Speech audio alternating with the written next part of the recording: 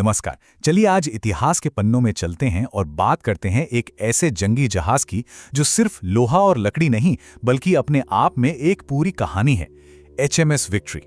तो सबसे पहले ये समझना जरूरी है कि नेपोलियन के जमाने में ये जहाज इतना खास, इतना जरूरी क्यों था। इसकी ताकत का अंदाजा लगाना है ना, तो बस इतना समझिए। विक्ट्री की एक तरफ की सारी तोपें अगर एक साथ चलें तो उनकी मारक क्षमता वाटरलू की लड़ाई में वेलिंगटन की पूरी सेना की तोपों से भी ज्यादा थी। जरा सोचिए, एक अकेला जहाज। और यही वो तैरता हुआ किला था जिसने 1805 की ट्रैफलगर की जंग में नेपोलियन के समुद्री सपनों को हमेशा के लिए डुबो दिया। इस एक लड़ाई ने आने वाली पूरी सदी के लिए ब्रिटेन को समंदर का बादशाह बना दिया। और ये आंकड़े, ये तो इसकी पूरी कहानी कहते हैं। 18वीं सदी की मिलिट्री टेक्नोलॉजी का सबसे बेहतरीन नमूना। 104 तोपें, 820 लोगों का क्रू और इसे बनाने में लगे थे पूरे 6000 ओक के पेड़। सर थॉमस लेड का ये डिजाइन वाकई एक मास्टरपीस था। अच्छा, अब जरा उस पेचीदा मशीनरी को देखते हैं जिसने इस भारी भरकम जहाज को समंदर की लहरों पर दौड़ाया। सोचकर देखिए, ये जहाज रस्सियों का एक घना जाल था। इसमें 26 मील यानी करीब 42 किलोमीटर लंबी रस्सियां और लगभग 800 घिरनियां लगी थी, जो इसके 37 बड़े बड़े पालों को कंट्रोल करती थी। ये पूरा सिस्टम दो हिस्सों में बटा हुआ था। एक स्टैंडिंग रिगिंग जो मास्तूलों को सहारा देकर जहाज के ढांचे को मजबूत रखता था, और दूसरा रनिंग रिगिंग जिससे पाल को खोला बंद किया और हवा के हिसाब से मोड़ा जाता था। उस जमाने में ना, हवाई सब कुछ थी। हवा पर जिसका काबू, जीत उसी की। और वेदर गेज हासिल करने का मतलब था कि आपका जहाज दुश्मन के मुकाबले हवा की बेहतर पोजीशन पर है। इससे कप्तान को यह फैसला करने की आजादी मिल जाती थी कि लड़ाई कब और कैसे होगी।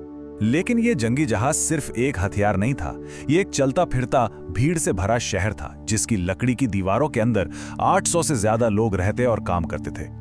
इसका क्रू भी बड़ा मिला जुला था। इसमें नौजवान कैडेट अफसर थे, तजुर्बेकार नाविक थे, रॉयल मरीन के सिपाही थे और हाँ, जबरदस्ती भर्ती किए गए नए लोग भी थे जिन्हें समंदर का कोई तजुर्बा नहीं था। जहाज पर जिंदगी का एक सख्त निजाम था। ऊंच नीच साफ दिखती थी। एक तरफ एडमिरल के बड़े बड़े आलीशान कमरे थे और दूसरी तरफ एक आम नाविक के लिए तोपों के बीच लटका हुआ बस 16 इंच चौड़ा एक झूला। क्रू का ज्यादातर हिस्सा बीच और निचले गनडेक पर सोता था। अकेले सबसे निचले डेक पर ही 460 से ज्यादा लोग। ताजी हवा की कमी, उमस और सीलन, ये डेक अपनी भीड़ और बदबू के लिए बदनाम थे। लेकिन जैसे ही जंग का ऐलान करने वाले ड्रम बजते थे, ये तैरता हुआ शहर एक जानलेवा फाइटिंग मशीन में बदल जाता था। फौरन पूरे जहाज को जंग के लिए तैयार किया जाता। केबिन हटा दिए जाते, रसोई की आग बुझा दी जाती, डेक पर रेत बिछाई जाती ताकि खून से फिसलन ना हो, और ऊपर लकड़ी के टूटे टुकड़ों से बचाने के लिए जाल लगा दिए जाते। एक तजुर्बेकार टीम जिसमें 14 लोग होते थे, अपनी भारी भरकम 32 पाउंडर तोप को हर 90 सेकंड में दाग सकती थी। ये एक जबरदस्त मेहनत और अनुशासन वाला काम था। हर एक को अपना काम पता था और 1 सेकंड की भी गलती की कोई गुंजाइश नहीं थी। समुद्री लड़ाई में सबसे घातक हमला होता था दुश्मन के जहाज पर सामने या पीछे से हमला करना। इसे रेकिंग कहते थे। इससे एक ही गोला जहाज की पूरी लंबाई तक तबाही मचा सकता था। विक्ट्री के तोपचियों के पास हर काम के लिए अलग हथियार था।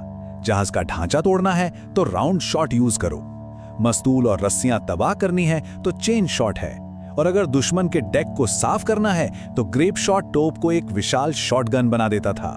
ट्रैफलगर की वो यादगार जीत विक्ट्री की कहानी का सबसे अहम मोड़ तो थी, पर आखिरी नहीं। उसकी कहानी तो अभी बाकी थी। 1765 में जब इसे लॉन्च किया गया, तब से लेकर आज एक म्यूजियम के तौर पर अपनी भूमिका तक, विक्ट्री का सफर वाकई बहुत लंबा और शानदार रहा है। पता है सबसे हैरान करने वाली बात क्या है?